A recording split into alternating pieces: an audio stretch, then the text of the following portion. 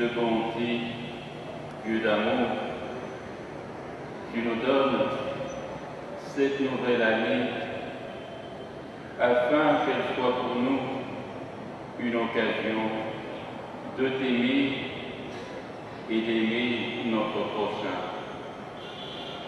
Nous implorons l'abondance de tes bénédictions sur notre pasteur, notre tata cardinal et ses collaborateurs.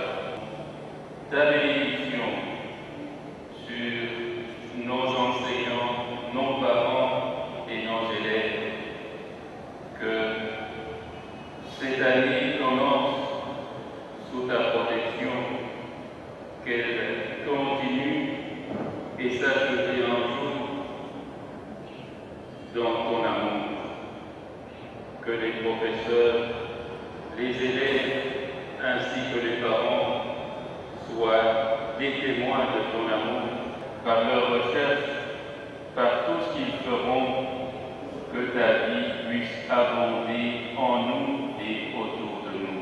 Le Christ notre Seigneur, au nom du Père et du Fils et du Saint-Esprit.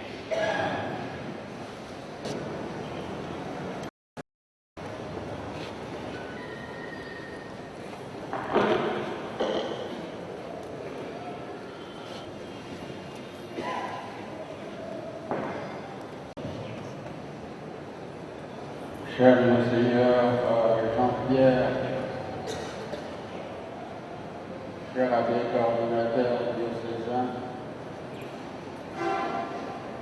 messieurs les abbés, révérends pères, révérends frères, révérendes sœurs, nous voici rassemblés comme tous les ans pour faire le point de l'année qui s'est écoulée à peine de l'année qui va commencer, pour voir ce qui a à corriger, ce qui a à corriger dans nos habitudes, ce qui a surtout à améliorer pour que l'école catholique soit réellement un milieu d'éducation à la foi et de transmission de la foi et surtout un milieu d'éducation aux valeurs. Cela étant dit en guise de petite introduction, je donne la parole à l'abbé l'abbé Michel Gérard, que nous félicitons de nouveau pour son jubilé, qui mérite encore des applaudissements. Il faudra aider ce soir des applaudissements jusqu'à la campagne. Que nous félicitons encore pour son jubilé. Je donne la parole après l'abbé Jean, comme le directeur du centre de pastoral, de Marmot.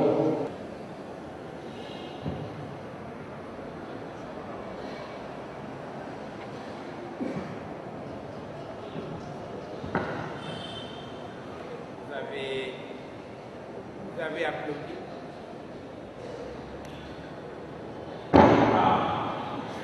Vous avez applaudi, mais vous n'avez pas encore entendu ce que je vais dire. Bon, mon intervention sera surtout sur 2 points. D'abord, parler du conseil de gestion de nos écoles. Et ensuite, parler de la catéchèse scolaire.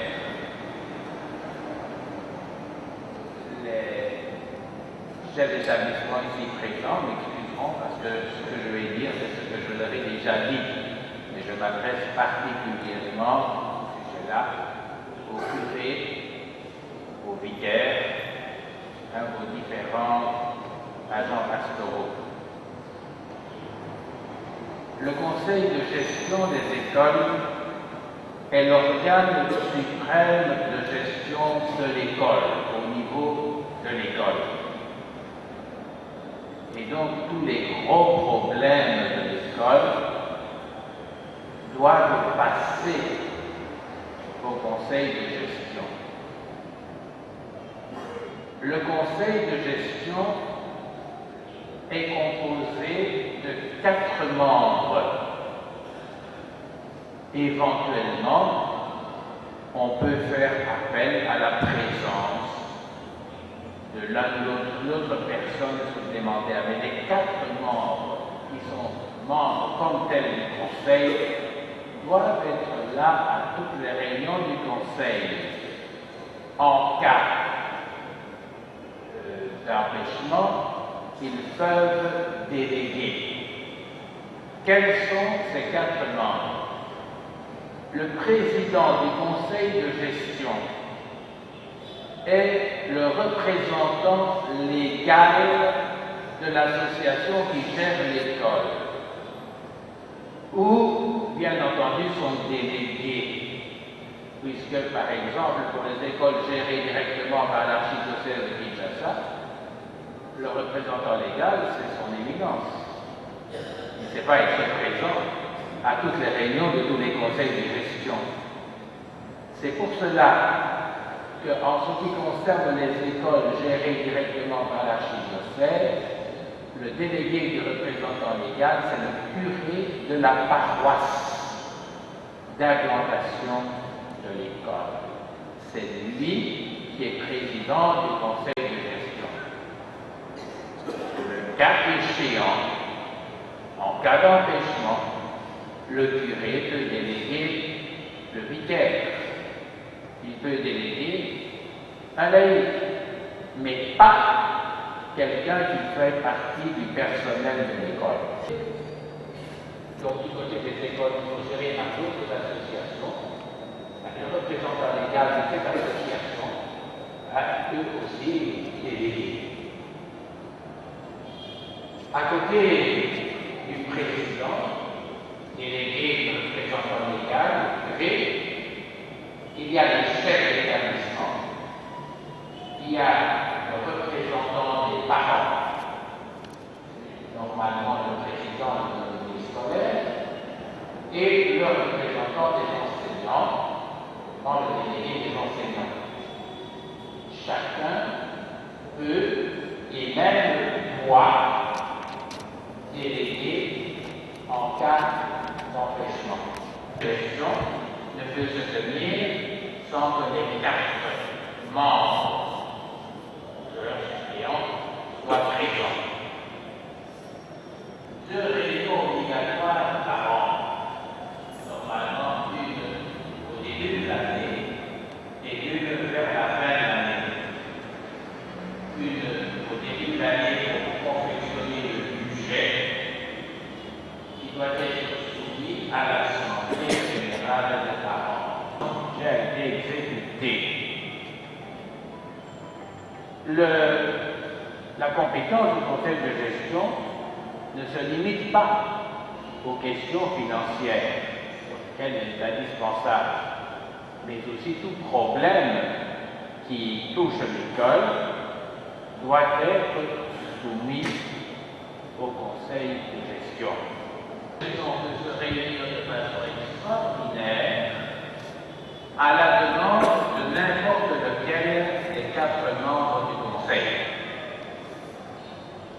Quand le curé, le représentant légal, voit que quelque chose ne va pas, peut convoquer le conseil de gestion. Quand le chef d'établissement a des problèmes dans l'administration de l'école, il peut convoquer le conseil de gestion. Quand ils peuvent demander au curé de convoquer le conseil de gestion, et il doit le faire. Toutes les résolutions du conseil de gestion doivent être prises à l'unanimité des 4 membres. S'il y a des accords, on ne parvient pas à se mettre d'accord, il faut alors recourir à la coordination. À la coordination sous-provinciale en premier lieu, et si le désaccord persiste, à la coordination de ces aides. Cela, c'est quelque chose d'important.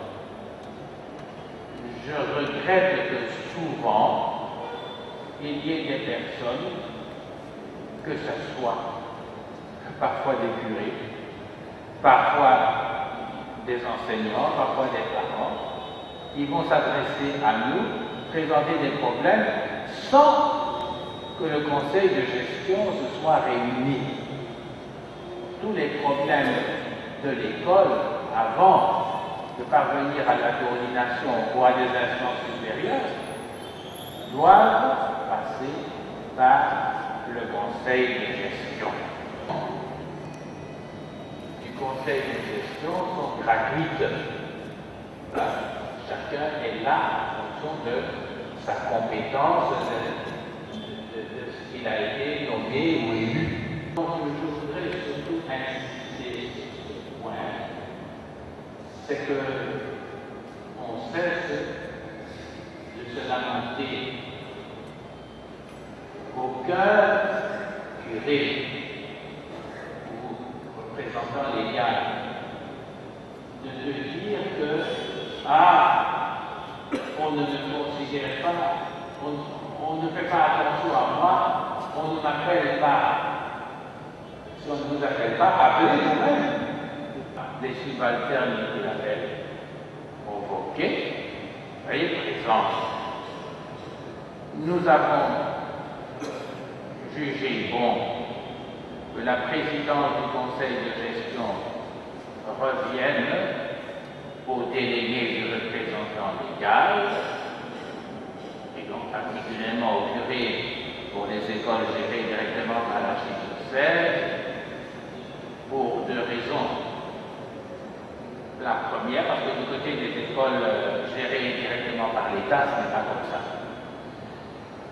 La première raison, c'est que le gestionnaire, qui est l'association archidiocèse de Kinshasa, ou telle congrégation religieuse, telle ou telle association, doit évidemment être présente dans le conseil de gestion, doit gérer. Et deuxièmement, parce qu'il faut à la présidence du conseil de gestion quelqu'un qui ne soit ni juge, qui soit juge et qui ne soit pas en même temps parti. Or, le chef d'établissement, le représentant des parents et le représentant des enseignants sont partis. Ils défendent chacun un intérêt particulier. Le chef d'établissement, la gestion de l'école, le représentant des parents, les intérêts des parents, le représentant des enseignants, les intérêts des enseignants. Donc personne ne peut être juge et parti. Là, ce qu'il y a lieu de dire au conseil de gestion, et je souhaite que le conseil de gestion, il y en a qui marchent bien dans un certain nombre d'écoles, il y en a qui marchent moins bien. Ça, c'est aux membres du conseil de gestion de faire en sorte que cela puisse marcher. Ça, c'est la chose importante. Voilà un peu ce que je voulais vous dire sur le conseil de gestion. Et donc, pour le reste, les relations entre l'école et la paroisse.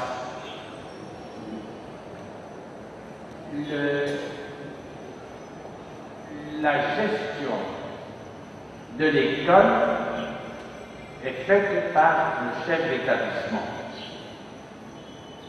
Il y a des adjoints, comme un intendant par exemple, qui travaille sous sa direction.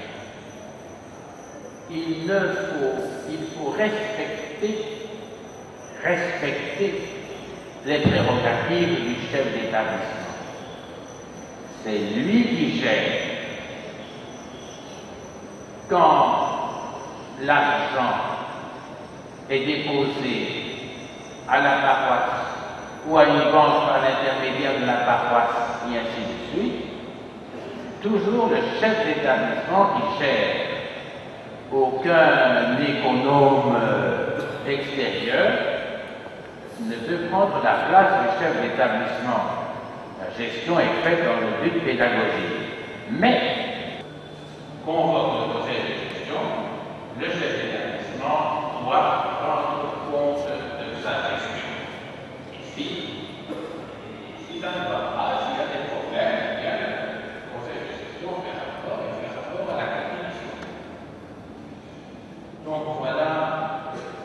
Bon, alors, le reste du rapport entre l'école et la paroisse, il y a évidemment une différence entre les écoles où il y a la autonomie de l'établissement et prêtre. Et donc, quand le chef d'établissement n'est pas prêtre, il n'y a pas d'aumônier dans l'école, et c'est la responsabilité de la paroisse. Et donc, il faut une grande collaboration entre l'école et la paroisse dans ce domaine-là, le mieux possible. Cela m'amène à parler maintenant de quelques mots au sujet de la catéchèse scolaire. Il y avait une directive par son éminence disant que la catéchèse sacramentelle et que se faire uniquement dans les paroisses. Cette directive nous a causé quand même un certain nombre de problèmes. N'était pas très respectée. Et particulièrement pour des écoles qui ne sont pas de notre juridiction. Écoles privées, voire même écoles privées de privés. Et on voyait que moi j'ai des remarques chez moi, l'école privée, il y a la chaîne de sacrement, ça va fonctionner. Ce qui nous est malade, c'est parce qu'il y a tout le monde de cette façon-là. Mais ensuite, on avait quand même d'autres problèmes. Le fait, par exemple, que à l'école primaire, de l'école primaire, on ne peut pas faire une catéchèse dans une école primaire sans parler des sacrements et assez d'eau. Aux enfants de pouvoir recevoir les sacrements, de valeur, oui, c'est pas possible. Et donc, et là, nous a amené à poser le problème à son éminence. Organiser la catéchèse dans l'école, disons, à un certain nombre d'avantages, parce que c'est une communauté scolaire, peut-être une communauté soudée, y mettre vraiment un esprit chrétien qui puisse, disons, enflammer à peu près tout le monde, faire que tout le monde soit pris, soit encadré dans ce domaine-là, et je pense que c'est quelque chose de très important. Insérer cela dans la pastorale générale du diocèse, dans laquelle il y a particulièrement le rôle des communautés ecclésiales qui font de base. Une catéchèse sacramentelle à l'école ne peut pas se faire sans référence. On nous a écouté et il nous a donné l'autorisation de commencer quand même la catéchèse sacramentelle scolaire, mais à certaines conditions que je vais vous livrer maintenant. Accorde aux écoles conventionnées catholiques de l'archidiocèse de Kinshasa la faculté d'organiser la catéchèse sacramentelle aux conditions suivantes. Premièrement, elle sera organisée par un prêtre, soit l'aumônier de l'école, il y en a un, ou le curé de la paroisse d'implantation de l'école, qui en sera le responsable. Deuxièmement, sa durée sera d'au moins 2 ans. Donc, pas de catéchèse scolaire d'1 an ou encore moins de 6 mois. Troisièmement, elle se fera en accord avec le curé de la paroisse d'implantation de l'école.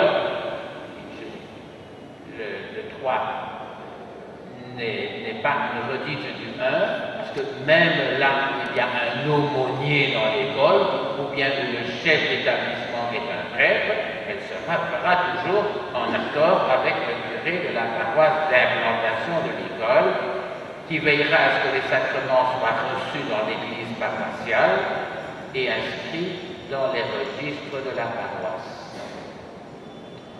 4. Pour la catéchèse baptismale, on veillera à respecter les étapes de l'admission au sacrement selon le rituel romain. Ici, il y en a peut-être qui vont être étonnés parce que même les paroisses, tout le monde ne respecte pas. Ça va? Donc, même si les paroisses ne respectent pas, nous, on veut respecter. 5. Pour la catéchèse de la première communion des enfants baptisés peu après la naissance, on veillera à ce que l'admission au sacrement de la réconciliation, confession, se fasse bien avant la première communion. D'ailleurs, dans la catéchèse officielle préparant au sacrement de la première communion, justement, ça se trouve dans l'ordre que les enfants puissent se confesser plusieurs fois avant de recevoir la première communion. 6.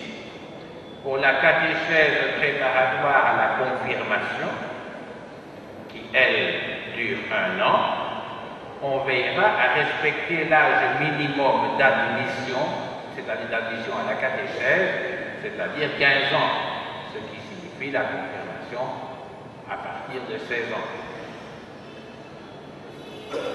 7. Tout élève doit avoir, pour être admis à ces catéchèses, l'autorisation du curé de la paroisse où il réside. Cela, bien entendu, pour que cela se fasse en, disons, symbiose avec la CVB. Le curé donne son autorisation, il en avertit la CVB, et la CVB pourra donner son avis sur le comportement de l'élève en question. Ce sera transmis à l'école au moment de l'admission au sacrement. Et ça, c'est aussi une chose qui est une chose très importante. Que ce ne sont pas toutes les écoles qui seront à même de pouvoir réaliser l'ensemble de ce programme. Les frères ne sont pas obligés à organiser cette catéchèse sacramentelle. C'est une faculté qui est donnée à l'expérimentum aux écoles qui sont à même de le faire.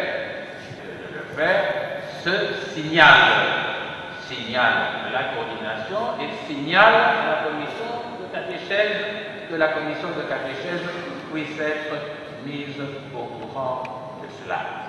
Donc, voilà ce que l'on peut dire de ce côté-là. Donc, ces différents éléments qui doivent être respectés pour qu'il y ait quelque chose qui vienne des directives romaines, mais qu'on ne respecte pas dans les paroisses de Kinshasa, c'est-à-dire que les sacrements de l'initiation, c'est-à-dire le baptême et la première communion, se donnent dans une célébration unique. Dans nos écoles, on le fera. Je sais que beaucoup de paroisses ne le font pas. Moi, quand j'ai été curé de paroisse, l'abbé Charles et moi, je l'ai fait. Alors, voilà ce que j'avais à vous dire. Et son éminence, je remets la parole à son éminence.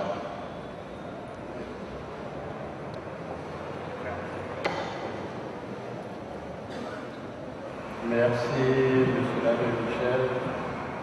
Nous passons la parole à l'abbé directeur du centre de pastoral. Et par après, vous pourrez poser les questions aussi le faut. Suivant le texte de l'abbé Michel Gérard, je dis que ce texte est vraiment fait par un curé d'expérience. Et effectivement, c'est ce qu'il a toujours fait. Et moi-même, j'ai reçu beaucoup de lui et de cette expérience-là, même concernant les écoles qui ont été implantées à la circonscription paroissiale. Et de prime abord, je peux dire que ce texte est très bon par rapport à ce que nous avions pensé lorsqu'on a eu à réformer le contenu de la catéchèse sacramentelle dans les paroisses. Et que nous sommes passés de 2 à 3 ans, donc il a fallu donner une forme à cette catéchèse de 3 années pour le sacrement de l'initiation chrétienne. C'était en 2010. Mais alors il s'est posé la question de la réception de sacrement dans les écoles. La première réponse dit que c'est possible parce que c'est un des lieux catéchétiques. Et c'est très très important par rapport à l'éducation, le travail que fait l'école, qu'ils puissent organiser cette catéchèse. Mais il doit y avoir des conditions, bien entendu. Les grands problèmes étaient la durée de cette catéchèse qui se faisait dans les écoles, où il y en a qui faisaient cette catéchèse en 6 mois, il y en a peut-être aussi en 2 ou 3 mois, et il y avait beaucoup d'écarts. Ce qui a fait d'ailleurs déserter beaucoup d'enfants de la catéchèse sacramentelle dans les paroisses. C'est ainsi qu'ils couraient dans les écoles où on administrait les sacrements. Après une année scolaire, après 3 mois, après 6 mois. Mais là, lors de la semaine catéchétique, on s'est dit prêtres qui peuvent organiser cette catéchèse sous la supervision, sous l'organisation de ce prêtre.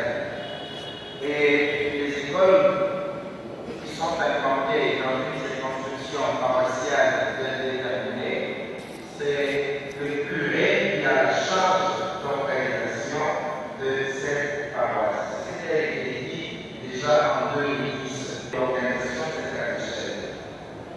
Nous avions cette année-là, c'était en 2011, lancé un appel, même auprès des écoles. Je crois que la dernière fois où j'ai parlé avec l'abbé Michel Gérard, c'était qu'on avait momentanément suspendu cette catéchèse sacramentelle dans les écoles. Et finalement, il y a des écoles qui ont eu des dérogations spéciales pour l'organiser parce qu'il y avait un prêtre aumônier, ou soit ils étaient liés directement à une paroisse déterminée et il a été donné à la commission de la catéchèse. Si tel est le cas, avec ce texte qui est bien fait, je pense qu'il doit y avoir une ouverture et avec la collaboration, de sorte qu'il soit donné un décret pour que les écoles qui sont capables, toutes les écoles ne peuvent pas organiser cette catéchèse, sont capables d'organiser cette catéchèse, de le faire en bonne uniforme avec ces conditions qui viennent d'être données. Merci. De clarification ou de questions que l'on estime nécessaires avant de passer plus loin.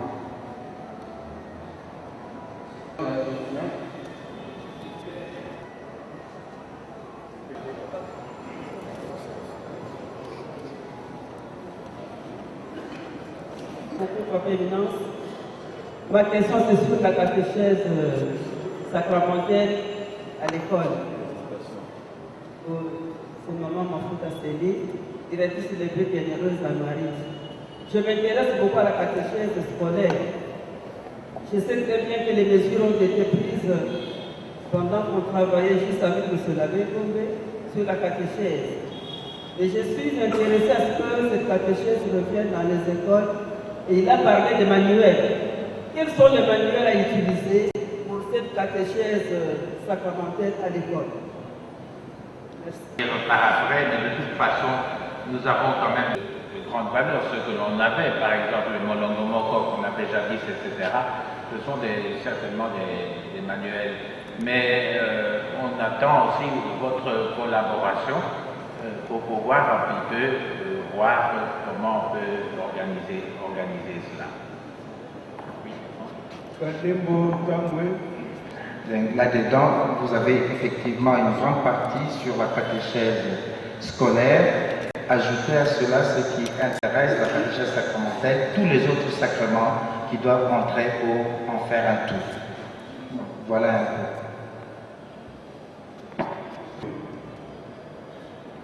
La catéchèse, ça devrait être un an. Quand sera-t-il avec les élèves qui sont en 6e? 2 ans. Oui, la catéchèse scolaire n'est pas la catéchèse sacramentelle.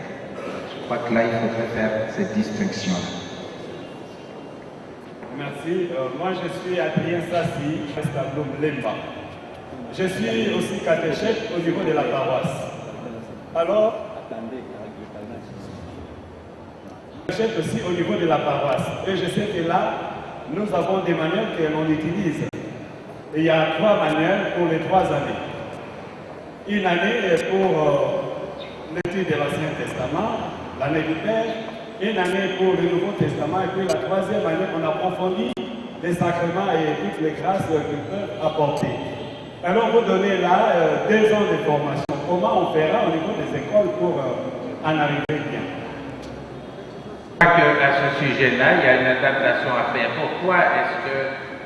J'ai entendu d'ailleurs ce que vous avez dit. N'oubliez pas qu'il y a aussi les cours de religion. Et que dans la catéchèse qui est donnée en paroisse, il y a des choses qui se donnent au cours de religion. Donc ça veut dire qu'on vient de préciser que la catéchèse doit être une catéchèse sacramentelle, et donc ce qui se trouve dans l'ensemble des manuels qui est proprement sacramentel, c'est cela qui doit être donné. Alexandre ma question est la suivante. Dans nos écoles, nous avons les élèves de toutes confessions.